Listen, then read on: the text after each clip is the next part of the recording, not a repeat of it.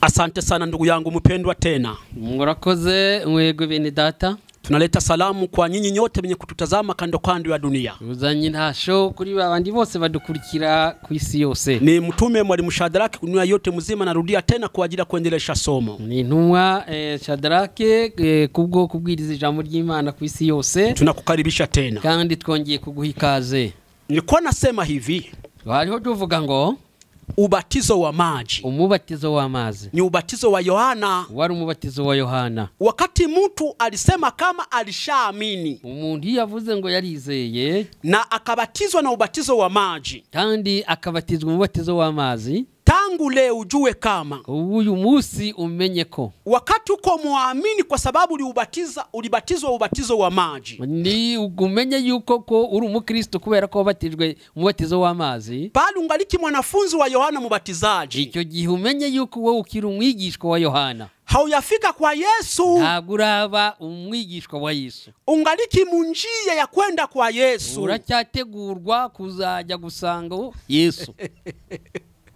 Hauyafika kwa Yesu hapana. Ntabwo urahagera.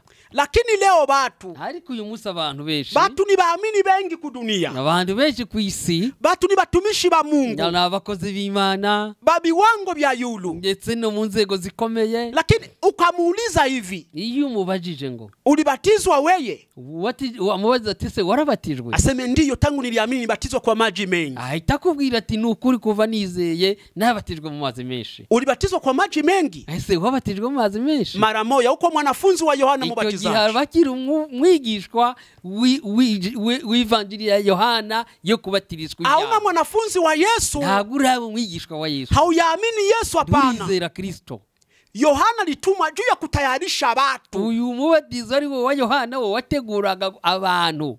Ni kusema ile kazi ya ubatizo Yohana alikuwa anabatiza ku maji. Igwa murimo Yohana yabatizaga ku bwa mazi. Ilikuwa ni ubatizo kunatayarisha watu juu ya ubatizo wa Yesu. Wari umubatizo gusa wateguraga ngo bategereze umubatizo wa Yesu. Ilikuwa ni mfano wa ubatizo. Wari urugero cyangwa se gicucucu cy'umubatizo. Ni ubatizo ilitoka kwa Mungu. Ariko nawo wari umubatizo uvuye mu mupango. Ariko mu mugambi. Haina mu volonté. Ntabwo ari mu bushake. Alafu batu leo uyu munsi rero balifundishwa na Yohana. Bigishijwe na Yohana. Bakaamini mafundisho ya Yohana. Bizera nyigisho za Yohana. Na Yohana akababatiza. Kandi na Yohana arababatiza. Bananza sema balishafika kwa Yesu. Abo bagahita bemeza ko bageze kwa Yesu. Aina bile. Ntabwo ariko biri.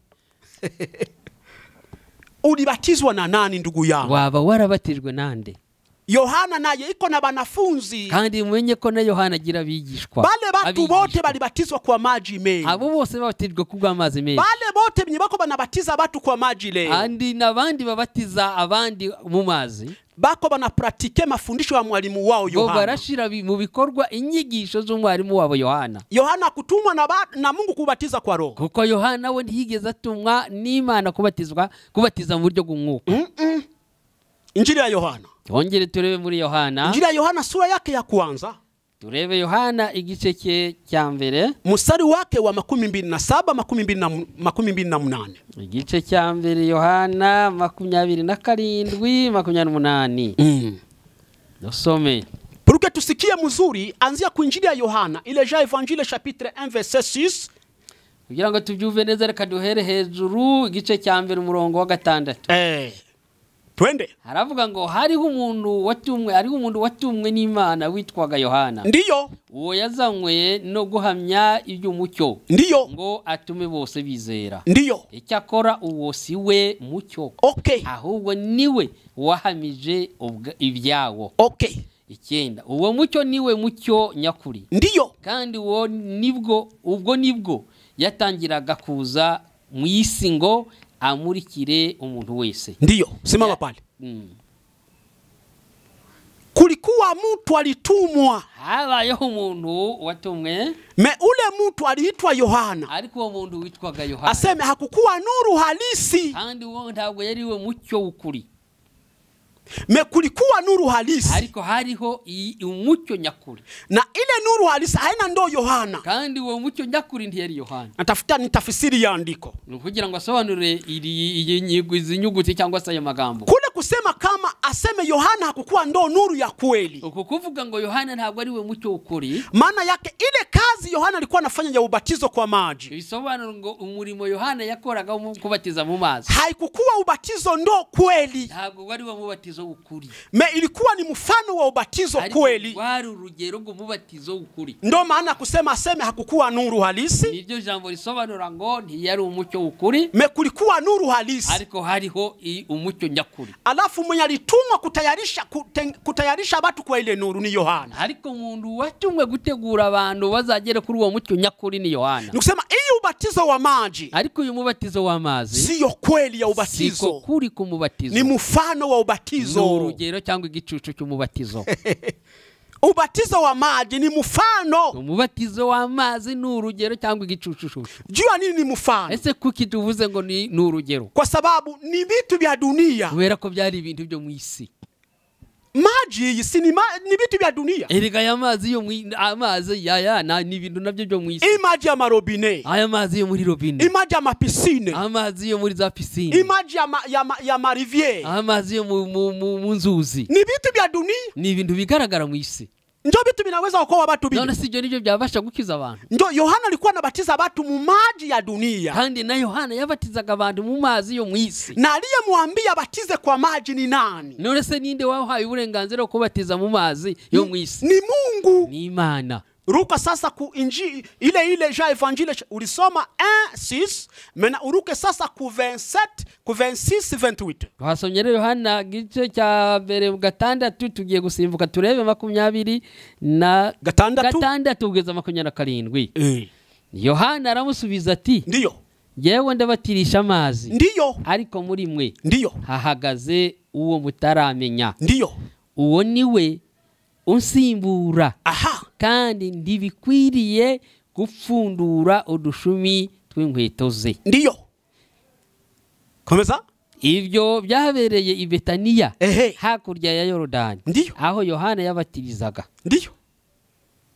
Niba batu ba mafarisayo balituma batu kwa Yohana. Abafarisayo bohereje abantu kureba Yohana. Wakati Yohana alikuwa anabatiza ku Yorodani, bareba uko Yohana batiza kuri Yorodani. Bayahudi balituma batu. Abayuda batuma abantu, mwende muulize Yohana, njoo Kristo ule. Bamugende mutubarize se uyu uko ariho arabatiza niwe Kristo au tuchunge mwingine, cyangwa dutegereze undi. Njoo bakamuuliza, bwana wewe ndo Kristo? Bagezeho baramubatse, ni wowe Kristo? Akasema mimi siko Kristo. Arababwira ati oya, ntabwo ari je Kristo. Bakamuuliza hivi, baramubaza bati, kama huna Kristo jua nini kunabatiza batu? Niba utari Kristo se urabatiriza iki?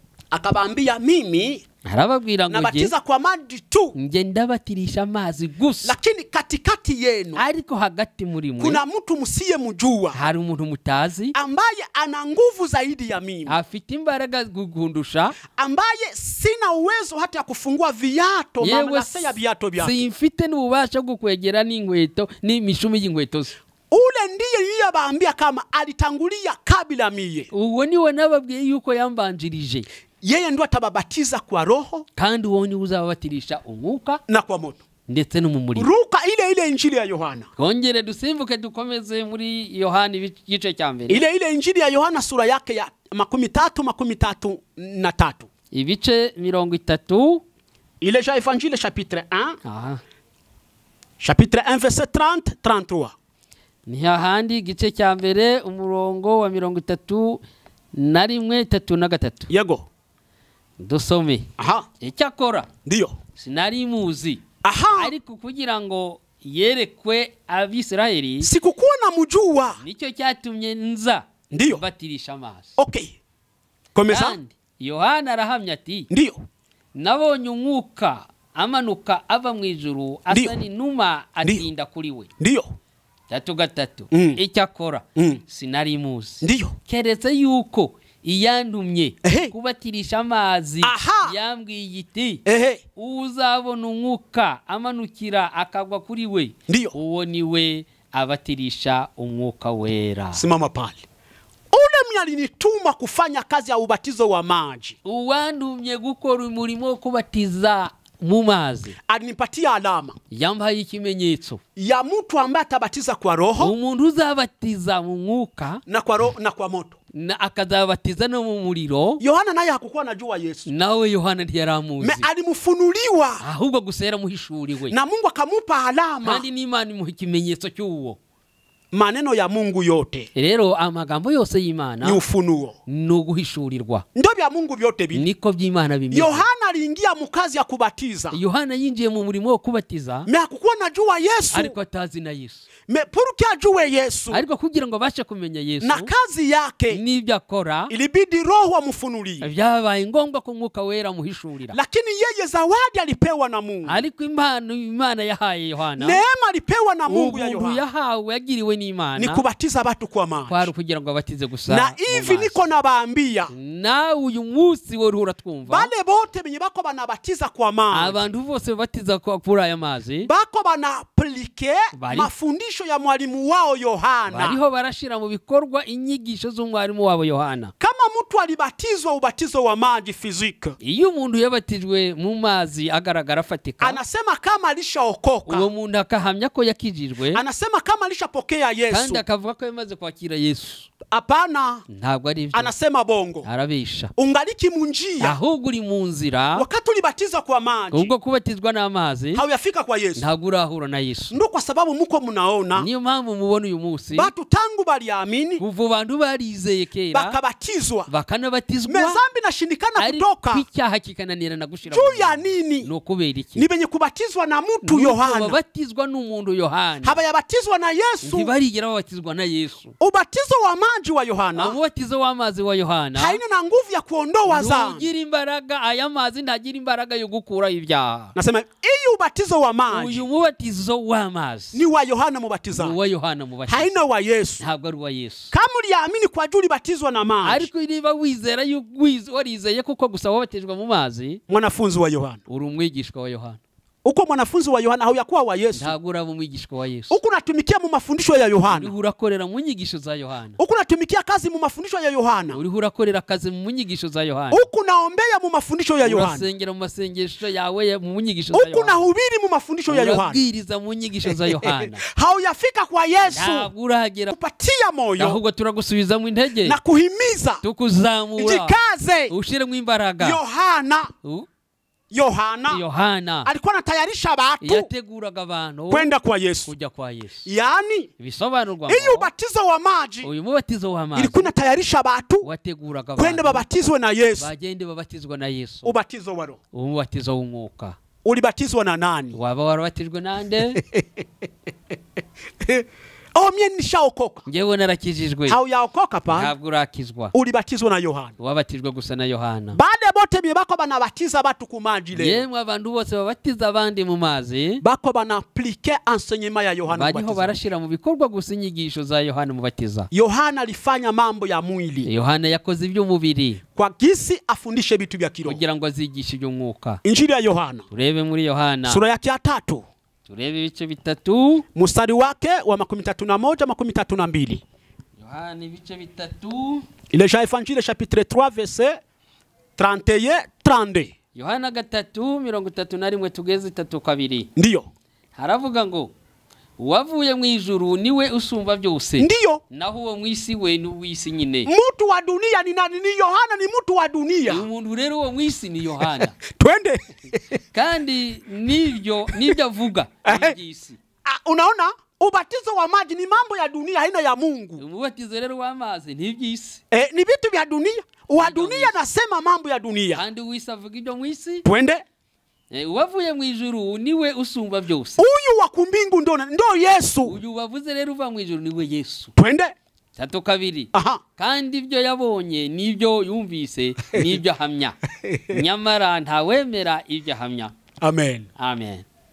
Mtu ambaye alitoka kumbingu, umuntu wakomotse mu ijuru, anasema maneno ya kumbingu ya kule alitoka. Wavuga ibyo mu ijuru kuko ari hakomoka. Na mtu wa duniani, kandi umuntu wo mu isi nawe anasema bya duniani. Na wavuga iby'isi. Sasa aba watu bawili, aba bantu babiri, Yohana na Yesu, Yohana na Yesu, ndo balitumwa na Mungu kubatiza abantu. Abo nibo boherejwe n'Imana kubatiza abantu. Mu Biblia yote muzima, ugende muri Biblia yose nzima, ndo benye banahusika na kubatiza abantu. Abo nibo bashinzwe kubatiza. Kama ulibatizwa kwa maji, iyo batijwe mu mazi rero, ubatizo wa Yohana uwo ni umubatizo wa Yohana habibatizwa na Yesu ntabwo urabatizwa na Yesu wakati utabatizwa na roho ariko nugira amahirwe ukazabatizwa ndo sasa unabatizwa na Yohana na Yesu uzabubatijwe na Yesu maana yake ni bisobanura iki rero nilisema hivi navuze ngo uyu Yohana ni nabii wa mwisho n'umuhanuzi wa nyuma mu manabii ba Agano la Kale mu bahanuzi bose ba kera ndo vile vinasema niko Biblia ivuga kama tunasoma mu Injili ya Matayo turebye muri Matayo ile sura yake ya 11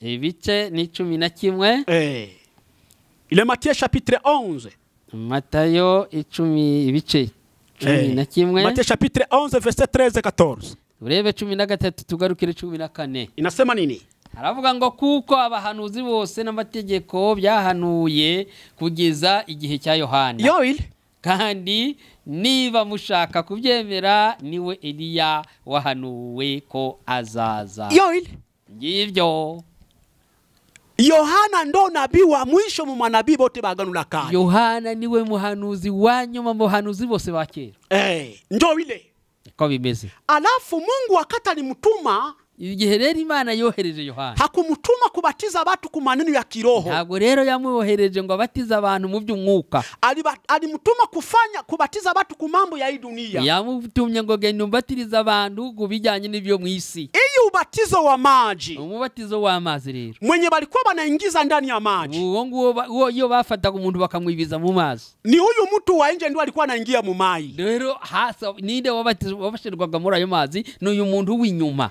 tulisema kama maana ya neno ubatizo bavuze ngo ubusobanuro bw'ijambo mubatizo maana yake kuingizwa ndani ya bisobanura kwibizwa unakamata kitu ugafata ikintu unakiingiza mu maji kishira munsi y'amazi mu mazi ubatizo tulisema maana yake kunawa bavuze ngo ubatizo ubundi busobanuro ngo nukuhagirwa tulisema tena ubatizo maana yake kusafishwa kozwa alafu iyo ubatizo wa maji uyu mubatizo w'amazi rero ni propriete ya iko ushinzwe kweza uyu mubiri w'inyuma ni uyu mtu wa nje uyu muntu w'inyuma ndo alikuwa nasafishwa uwo ni we wezwaga cyangwa wuhagirwaga hapana ule mtu wa ndani ntabwo ari umuntu w'imbere iyo ubatizo wa maji uyu mubatizo w'amazi ilishindwa kutakasa ule mtu wa ndani umubatizo w'amazi wananiwe kweza umuntu w'imbere ilishindwa kutakasa dhamiri chafu wananiwe gusukura cyangwa kweza umutima nama ulishindwa kutakasa nafsi chafu wananiwe kweza umutima nama wanduye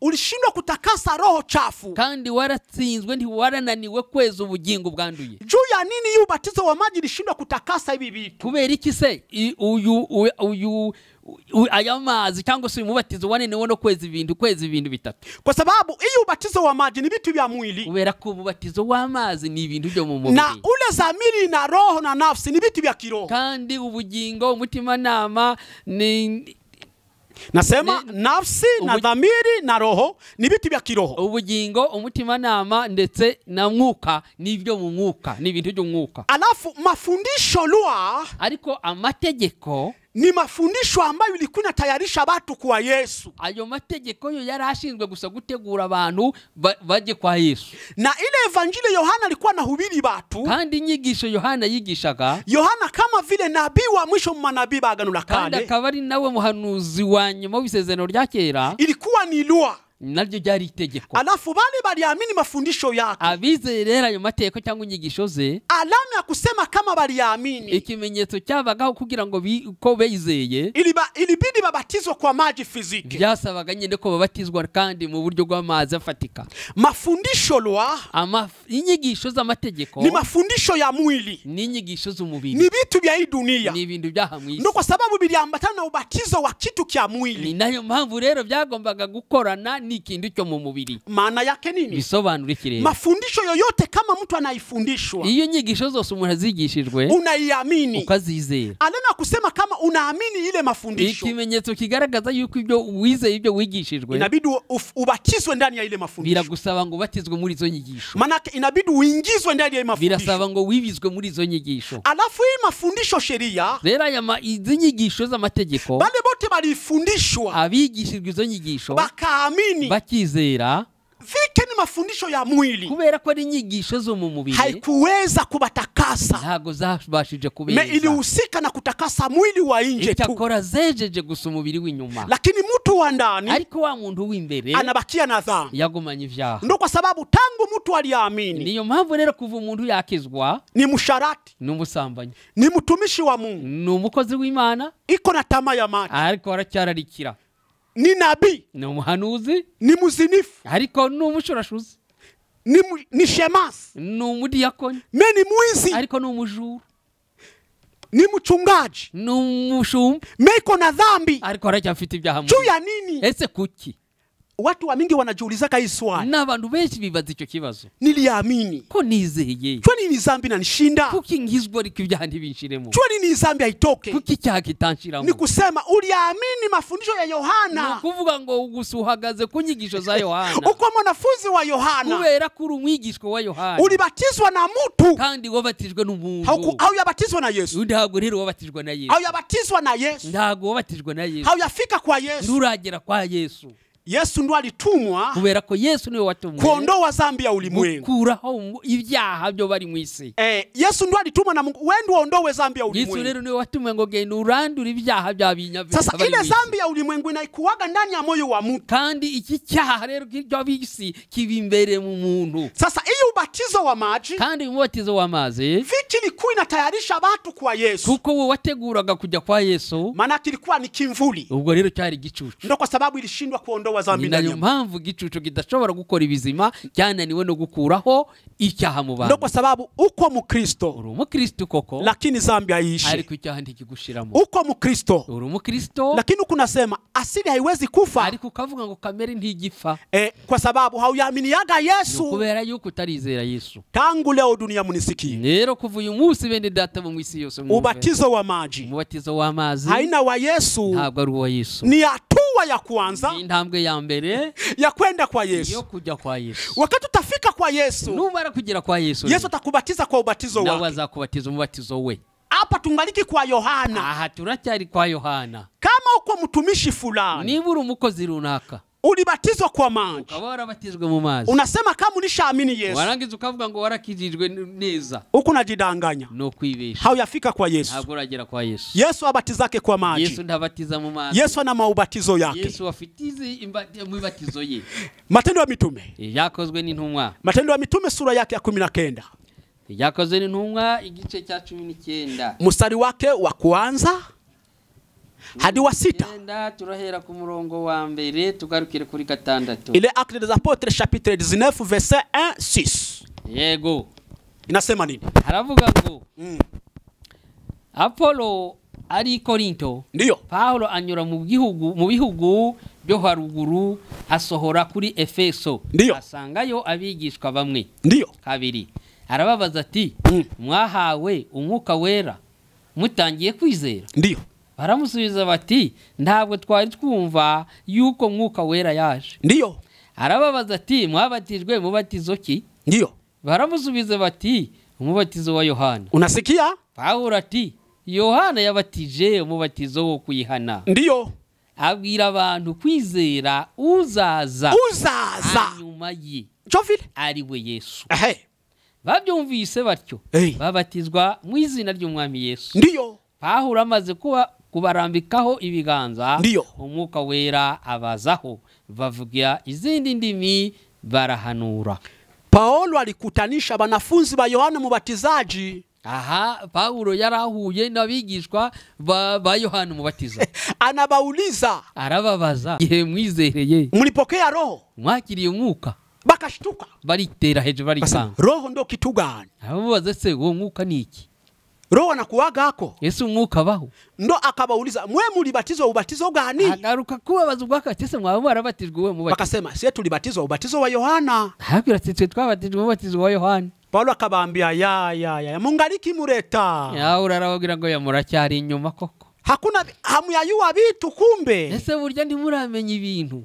muko baamini babila kujua siri ya Mungu. Murabizera murabarokore mutazi banga ry'Imana. Hamujui kama ubatizo wa maji ulikuwa ni wa Yohana? Ntabwo mwari muzi ko umubatizo w'amazi menshi wari umubatizo wa Yohana. Tena ukitayarisha abantu kuamini yeye atakayekuja. Kandi wateguraga abantu gutegereza ugiye kuzaza. Wanafunzi wa Yohana wote, abigishwa bose ba Yohana, habajuwage Roho Mtakatifu. Ntibajya bamenya mwuka wera. Tena habana na Roho Mtakatifu. Kandi ntibagira na mwuka wera. Ndio kwa sababu nakutanisha mtu. Ni nayo mpamvu usanga umuntu ni muamini. Na numurokore. Meko na zambi. Ariko agifite ibyaha. Meko nasema aliamini. Ariko akaguma avuga ngo yarakijijwe. Aminiye. Uwizera wese abatizwe. Swate ubatizo wa Yohana. Ahitemo ubatizo wa Yohana. Swate ubatizo wa Yesu. Ubatizo wa Yesu. Tangu liamini. Ese kuva wahakizwa. Mwalimu wako alikubatiza ni nani? Mwalimu wako batije ninde? Balimu bakuhusika na kubatiza batu ni bawili. Wabonye ko abarimu bashinzwe kubatiza ari babiri. Benye balitumwa na Mungu kubatiza batu ni bawili. Abaherejwe n'Imana kubatiza ni babiri. Yohana mubatizaji, Yohana mubatiza, na Yesu. Na kila mtu kandi buri wese iko na banafunzi bake. Afite abigishwa be. Yesu iko na banafunzi bake. Yesu afite abigishwa be. Na Yohana iko na banafunzi bake. Na Yohana nawe akomeje nabigishwa. Sasa leo ariko uyu munsi banafunzi ba Yohana, abigishwa ba Yohana bako barasema njoo banafunzi ba Yesu. Bahise bihindura ngo nibo bigishwa ba Yesu. Wakati ulibatizwa ubatizo wa maji, igihe watizwaga umubatizo w'amazi, hauyafika kwa Yesu. Ntabwo uragera kwa Yesu. Hauyaminiaga Yesu. Ntabwo urizera Kristo. Endelea tu. Ahubwo komeza utera intambwe. Nilitumwa na Mungu kudunia. Hatumwe na Yesu hano mwisi. Nikuambie kama kubwire ngo wakati ulibatizwa na maji, igihe wabatizwa na maji, usiseme kama uko mwanafunzi wa Yesu ukagarukire uvuge ngo urumwigishwa wa Yesu. Tangu leo ariko umenye guhera none ujue kama uko mwanafunzi wa Yohana Mbatizaji, urumwigishwa wa Yohana Mubatiza, na uko muamini wa kuamini kupitia Yohana Mbatizaji, kandi uruwizera mu Kristo wa Yohana bitewe nuko wabatijwe mubatizwa w'amazi. Sasa kwa kutafuta sasa ubatizwe na Yesu, none kugira ngo ubashe kubatizwa na Yesu, kwa kutafuta sasa uwe mwanafunzi wa Yesu, cyangwa se kugira ngo nawe uyu munsi ube umwigishwa wa Yesu, kuna ingine atu unapashwa kufanya. Hari indi ntambwe ya kabiri kwe gukora. Yohana ndiye anahusika ni ushinzwe na ubatizo wa maji. Ubatizo wa maji, ubatizo wa maji, kandi ubatizo wa maji ilikuwa ni kimvuli cyari igicucu cha ubatizo cy'umubatizo ugiye kuza. Wewe ambao unasema kama ulibatizwa kwa maji, kandi wewe ukihagaze ku mubatizo wa maji, hauyafika kwa Yesu. Ntabwo uragera kwa Yesu. Yesu angalike na kuchunga. Yesu aragutegereje. Mungu akubariki. Imana iguhe umugisha. Tuonane tena baadaye. Ongere mukanya kwa ajili ya kuongea kugira ngo dukomeze ubatizo wa Yesu nao. Dusobanura ubatizo noneho wa Yesu. Hapa nilikuwa nazungumzia ubatizo wa Yohana tu. Ubu twari dushoje ubatizo gusa wa Yohana. Tukutane tena baadaye. Twongere mukanya kwa ajili ya ubatizo wa Yesu. Kubwo ubatizo wa Yesu. Mungu akubariki. Imana iguhe umugisha. Nilikuwa naye mtume mwalimu Shadrake kudunia yote mzima. Bali kumwe n'intumwa Shadrake, Dr. Shadrake kubwo ijambo ry'Imana ku isi yose. Ambaye alikuwa nasindikizwa na yari kumwe na Basose Pascal. Mungu akubariki. Imana ibahe umugisha.